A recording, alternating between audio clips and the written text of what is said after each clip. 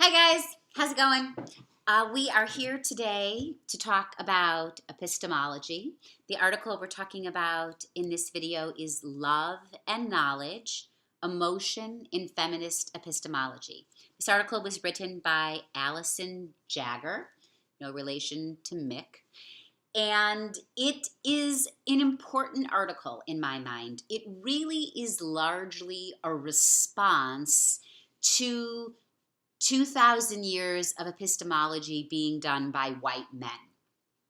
Jaggar is rightfully responding to the fact that in philosophy, for 2,000 years, give or take,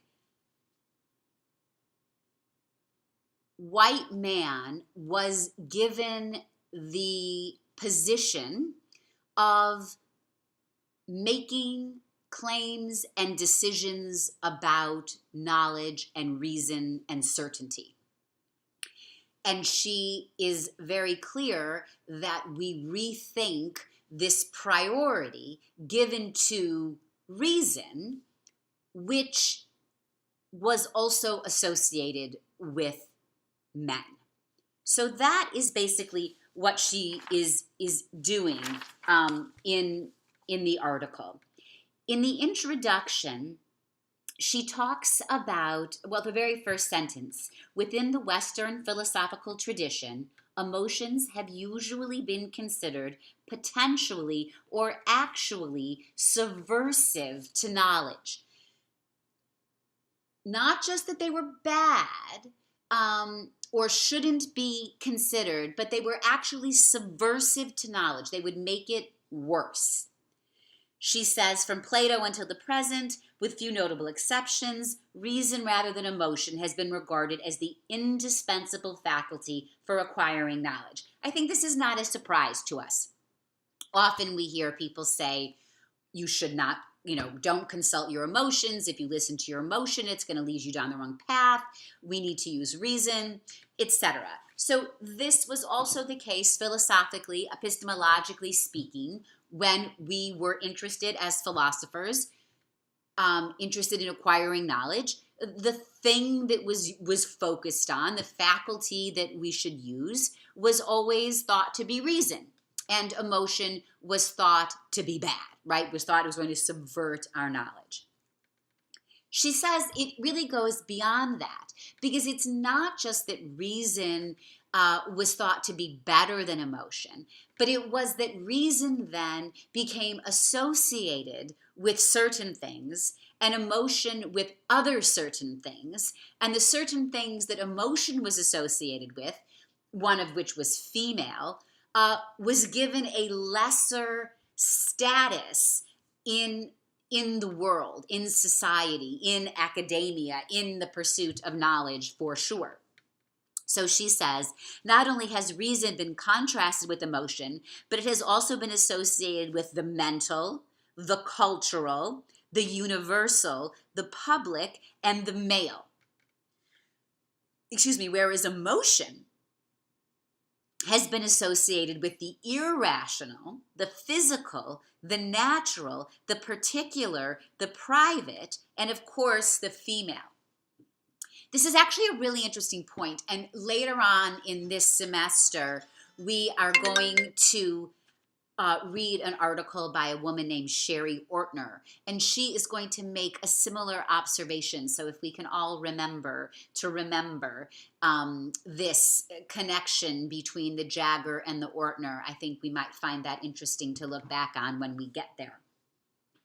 So she says that this split exists and this weight is given to reason over emotion, and furthermore, that reason is associated with male and these other things, the public, the mental, the cultural, these good things, and emotions with the bad things. So then what is the role of emotion? She says, the end of the introduction here, the suggestions that emotions may be helpful and even necessary to the construction of knowledge. So that is what she hopes to show us, is the way in which emotions may be helpful and even necessary versus detrimental or subversive to the acquisition of knowledge. She then goes on to talk about something called the myth of dispassionate investigation. This is this idea that we can pursue knowledge, or should pursue knowledge, or can acquire knowledge without using our emotion. And she shows actually why this is actually a very dangerous prospect. She says that if we ignore our emotions, often we fail to cultivate the emotions. And if we don't cultivate our emotions, we actually don't even know what we're even feeling at all.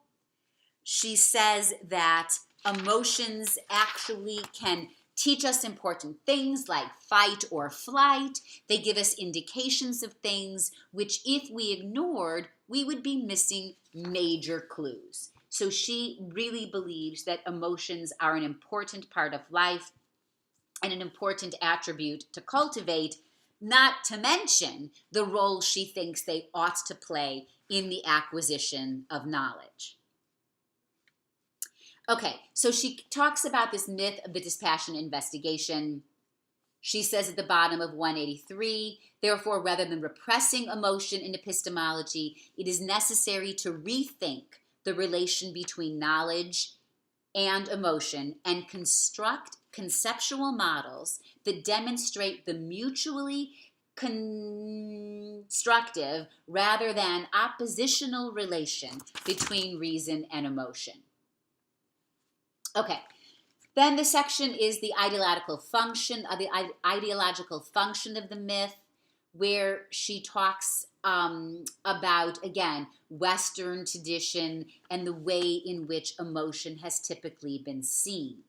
She talks about, at the bottom of 184, white men's control of their emotion, and that this helps nothing because the failure to develop emotion is a failure to acquire a critical component of being a human being.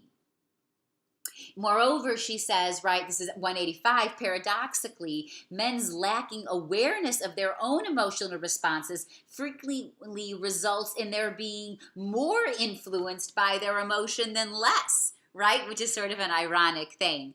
That if we're really not used to, I don't know if tending to our emotions, listening to our emotions, expressing our emotions, if we're not really in touch with our emotions, often we get ruled by them more so than if we are aware of our emotions.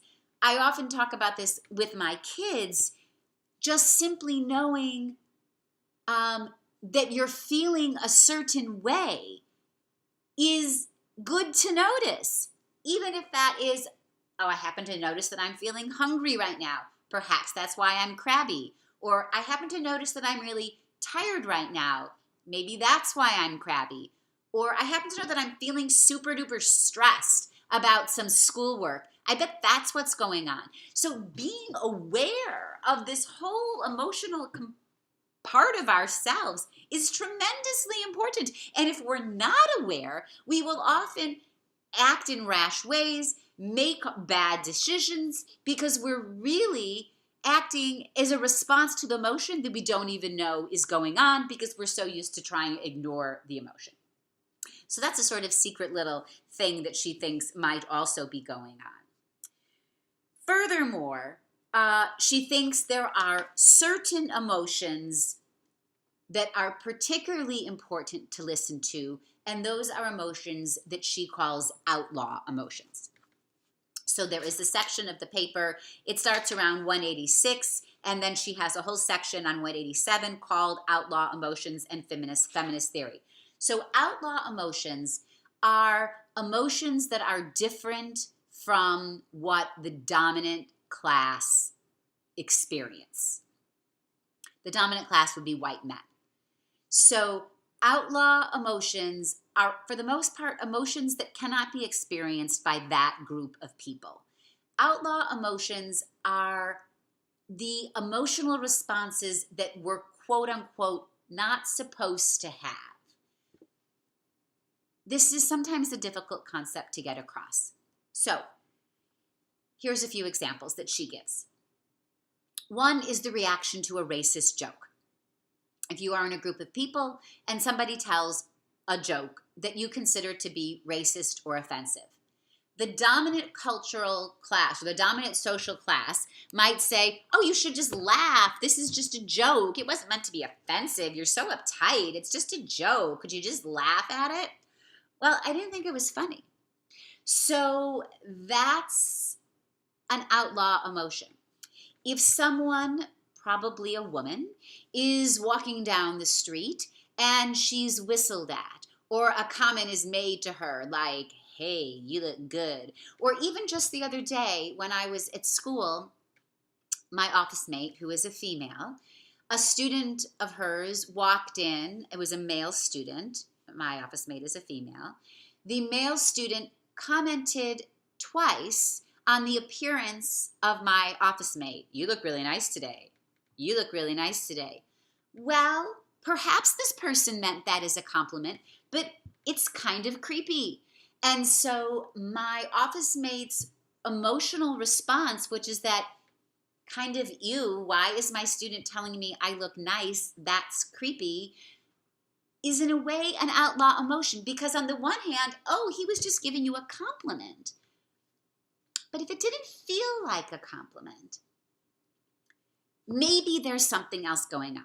Maybe there isn't, but maybe that emotional response is suggestive of other things that are at play, other things that we could explore and talk about. But if we ignore that emotional response, particularly the outlaw emotional response, right? She should just be flattered would be the typical response. If we ignore that emotional response, we might be missing a critical piece of information. So she gives these examples of outlaw emotions. So you should think about this. She says, this is 186, people who experience conventionally unacceptable, or what I call outlaw emotions, often are subordinate individuals who pay a disproportionately high price for maintaining the status quo. And she goes on. So take a look again at that. So all emotions are important, but particularly these things she calls outlaw emotions. So what are we to do? The basic idea is that we should accord to emotion equal weight to reason. Reason isn't better than emotion. Reason isn't higher than emotion. Emotion isn't better than reason. Emotion isn't higher than reason. Neither one is better than the other. Both give us critical pieces of information, and we must cultivate both, and we must pay attention to both. Because if we really want to know and we ignore emotion, particularly perhaps outlaw emotion, we are blinding ourselves to a tremendous amount of information. So that is basically what she is saying. So if we cut to the chase here, towards the end, I'm now at the conclusion on 190, she says, emotions are neither more basic than observation, reason, or action in building theory, nor secondary to them. Each of these human faculties reflects an aspect of human knowing inseparable from the other aspects. So she is not asking for emotion to be given a higher stature than reason. She is not suggesting that we consult emotion alone for knowledge. For God's sake, that's ridiculous. She is, however, saying, for the past 2,000 years of white men doing philosophy, if you ignore emotion, you are ignoring a faculty of humanness which is critical to the acquisition of knowledge. So that's what you get.